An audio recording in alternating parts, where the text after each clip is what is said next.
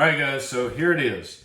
This is our 8-pound Boston butt, which is the pork shoulder bone-in, and it is now 18:15 or 6:15 p.m. Just for reference, this guy went on the grill at 11 a.m. exactly is when we started the fire and put this piece of meat on there. So it has rested for well, an hour and a half now, and we're gonna shred it, take the bone out. So I'm just gonna grab some tongs because this guy's about to fall apart. Let's transfer it over to the big pan. Got a little bit on my fingers. Now watch this. There's the entire bone. Just slides right out. Now still quite warm. Just gonna get the meat off of there. Set this aside. And then I'm just gonna use a couple of forks. And we're just gonna go at it. A lot of people in North Carolina will actually finally chop the barbecue. They will pull it apart like this and then chop it up to a fine consistency. I don't like that personally. That's not North Carolina barbecue to me. You gotta have some chunks. You gotta have some bark, which is the really browned, like this exterior part of it. Yeah, otherwise you just kind of pull it apart like that.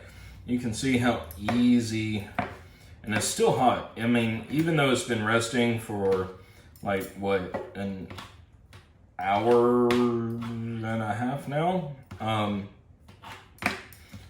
it's still steaming on the inside, which means that all of that collagen has broke down into gelatin, which means we will get some really juicy meat here. And I'm not even gonna try to pull it apart quite so fine. It's like I said, I like some chunks in there.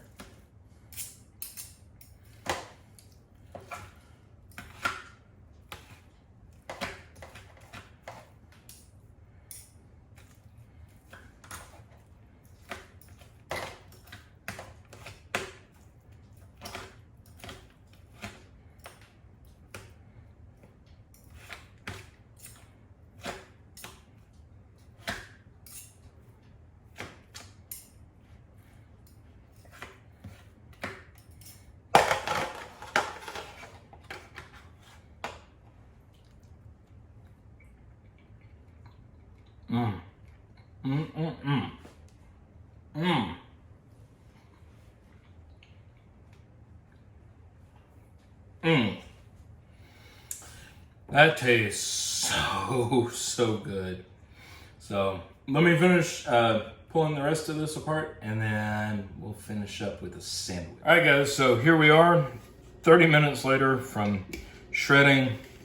Yeah, it took that long to shred this much barbecue. I'm going to put it on a good sourdough bun. Let's get some of that juicy stuff right there. Put the lid over top of it. Now, you don't have to have this with barbecue sauce, but I'm going to because that's how we do it here. And Bullseye Original is the sauce that I like. I didn't mix any sauce in with the meat itself, which a lot of people do, because there are a few people that I'm gonna share this with that are allergic to tomatoes. So I'm being considerate and not going to introduce tomatoes to them. That would be bad. And then I'm putting a few pickles on here. Now, I know a lot of people like dill pickles with barbecue, but I like bread and butter. So, anyway, yeah. And then this coleslaw. Let's take a bite of this coleslaw. I made this homemade as well, and it is really, really creamy.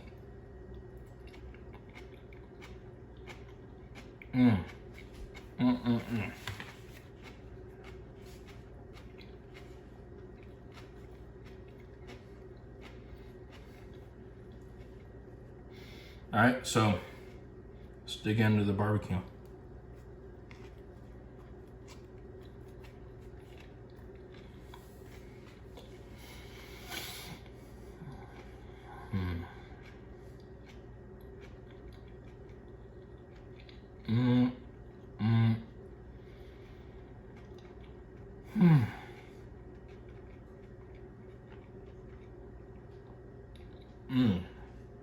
Barbecue is still juicy, tender.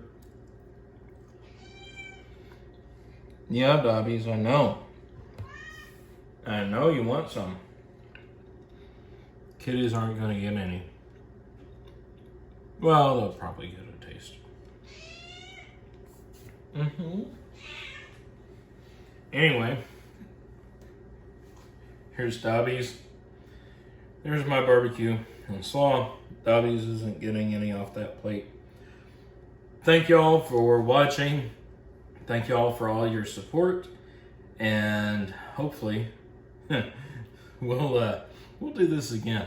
So anyway, guys, stay safe, stay out of trouble, and we'll see you next time.